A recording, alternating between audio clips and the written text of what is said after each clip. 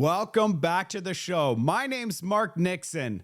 It's official. The western half of Canada is actively discussing separation. We all know about Alberta, then Saskatchewan, and now BC is in the mix. Alberta lowered its requirement to only require 177,000 signatures in order to trigger a referendum. This entire thing is about to erupt. In this video, I'm going to show you a clip of a BC Parliament session in which David Eby, and you are not going to believe what happened. You are definitely going to have to watch till the end. In this Parliament session, David Eby was asked in Parliament if he's going to start consultation with a growing number of British Columbians who are losing hope in his leadership, as well as the recent election of Mark Carney. Oh boy. And his meltdown and completely unhinged reaction to the question, get this man some Prozac. Like I said, you're going to want to watch to the very end. And after the clip, I'm going to explain to you what a separation referendum looks like in BC. BC is quite unique. It's the only province that has a clear pathway to get it done. Let's go. Vancouver-Jenna. Good morning, Mr. Speaker. According to a recent poll, the number of British Columbians wanting BC to leave Canada has grown from 20 to 28% in a little over 1 year. 2 weeks ago, the Premier said that he hates this discussion and that he wants it to stop. These anxieties are real. Mr. Speaker, with the election of Mark Carney, concerns may continue to grow. Will the Premier commit to acknowledging and engaging in meaningful consultation with this growing community about how to restore their hope in the future of this province and in our great country? Premier. Thank you, Honourable Speaker. I am very excited to work with the new Prime Minister of Canada, Mark Carney. What he is saying about his commitment to trade corridors, to energy corridors, to supporting clean energy, consistent with a bill that was recently introduced to the House from the Minister of Energy around our electricity system here in the province and our support for the province of Alberta to help them decarbonize, for our support to the Yukon, support to major projects here to reduce carbon pollution, grow our economy, his support for critical minerals and mining, and the mining proposals we have going forward, the new mines we're opening here in the province, his commitment to make sure people get the training that they need, very consistent with our government's commitment to ensure people are trained for the jobs of the future, but most importantly, for his commitment to all Canadians, that we are going to stand on our own 2 feet, that we will not be apologists to Donald Trump and his 51st state agenda. Because what we're seeing is people who want to flee the United States and come to Canada. We want to welcome them here. We want. What? Do you know anybody that wants to flee United States and come to Canada? What is he talking about? I don't know any. I know many people that want to flee Canada and go down to the United States where they're taxed way less and the cost of living is way lower. That is hilarious. But now you got to see this next section. Stand strong as an independent and sovereign country, and I look forward to working with the Prime Minister and all my colleagues across Canada on that. Member has supplemental. Thank you, Mr. Speaker. And there were no apologies made by me there. The Premier says he supports Team Canada, but has done nothing to address the greatest threats to our unity. Political interference by the Chinese Communist Party. The 100 Society is led in Vancouver by Ding Guo, a journalist who is also an advisor to British Columbia Premier David Eby. The fragmentation of BC by over 200 bands, each asserting its own sovereignty, and the strangulation of our economy by powerful US-funded environmental groups and other hostile powers that are active in BC. British Columbians are losing hope, Mr. Speaker, and so I ask again, will the Premier engage in meaningful consultation with this critical group of people in British Columbia? Premier. Speaker, this member's incoherent and consistently racist posturing in this House against Indigenous and First Nations that do in fact have rights and sovereignty in this province. Shame on me. Honourable Speaker, her promotion of residential schools denial, her denial of the sovereignty of First Nations and the rights of First Nations in this province continues now. It is disgusting and appalling. It advances us not 1 degree in growing our economy, in ensuring we're working with First Nations. What it does do is it drives wedges. It reduces our growth. It reduces our prosperity. It hurts people in real ways, making sure that jobs are not available. And so I ask the member to refrain from her hateful rhetoric, to step back and reflect on the impact of her very real words as a leader in the community. It is disgraceful. And I understand why people in her community have put up signs that say she is not my MLA. What in the hell was that? I don't even know what is going on there. He completely lost his temper and his cool.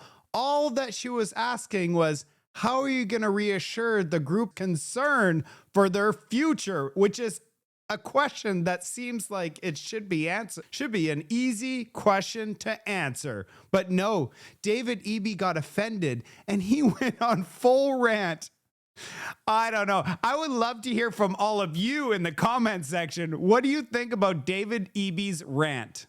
Unbelievable. But now let's take a look at the Referendum Act in BC. And if you go down to this section right here, it says all you need is over 50% of the valid casted ballot in order for this thing to become binding, and it's a done deal. So 50.1. And in BC, there's something called the Citizens Initiative. BC is unique in Canada for allowing this process called the Recall and Initiative Act. The steps to launch one are as follows. A voter submits the application to Elections BC for approval of an initiative petition. Once approved, they have 90 days to gather all the signatures, and they require 10% of registered voters in each part of BC's 87 electoral districts. If successful, the initiative can be introduced as a bill in the legislature. Then there'd be a province-wide referendum. But I want to make it clear, no citizens' initiative referendum has ever made it to public vote. But it does allow for it to happen. So let's break down some of these numbers. There are 3.7 million registered voters in BC. 10% of that would be 20 to 25,000 signatures per district. You must meet the 10% in the 87 districts. That means you will require at least 370,000 to 430,000 valid signatures. You only have 90 days to get it done, so that's not much time. And the petition needs to be approved by Elections BC. This is an extremely high bar, and it would be extremely difficult to get it done. Why would something like this ever happen? And there's a reason that it's never been done, but we are in uncharted waters right now. Some of the reasons why it would happen is federal overreach, economic decline, media manipulation, immigration and housing pressure, and Western alienation. See, this is where it gets interesting, because if Alberta proceeds with the referendum and so does Saskatchewan also proceeds, and let's just say Alberta is successful at the referendum and so is Saskatchewan, I have a feeling that BC residents would be willing to at least vote. So now I want to show you a little bit of data. Alberta voted 64.2% for the Conservatives province-wide. And in Saskatchewan, 67.7% voted for the Conservatives. And in British Columbia, 43% of the province voted for the Conservatives, which is more than the Liberals. And I know what people are going to say. They're going to say, well, Quebec already tried to separate and they didn't. Take a look at what Quebec voted. 40% for the Liberals. They're in a different ballpark altogether. The West is united in the Conservative for Change movement. So yeah, if Alberta goes ahead and does this, the momentum would spill over into BC for sure. And if this thing's well-funded, organized, and social media savvy where everybody's sharing and talking about it, yeah, it could reach critical masses. So yeah, it's hard to get it done in BC, but it is possible. And if we saw other provinces leave, there would be motivation for people to actually go and do this. Here's my take on this. After decades, but more specifically the last 10 years of Liberals treating the West like we don't exist, attacking the oil and gas industry, and we're transferring hundreds of billions of dollars, and all three provinces get $0. Everything goes to the East. This is 2025 and 2026 equalization payments. And check out Quebec getting $13.6 billion. And yeah, where's that money coming from? We all know it's coming from the West. And after 10 years of Liberal rule, we really wanted change. But now we know that Mark Carney is most likely going to form government for 4 straight years. And he was the architect of the carbon tax. And he believes in getting to net zero. And he believes the world needs to get to net zero. He even wrote a book called Values. And in that book, he says the world needs to be carbon free. So the West needs to position ourselves, and we need to do it now. Because if we get Justin Trudeau 2.0, yeah, we need an exit plan. I believe having a separation movement will put the pressure and the fire under Ottawa. They will all of a sudden respect the West for the very first time. Otherwise, we're going to be stuck in a liberal socialist hellhole for the remainder of our time on this planet.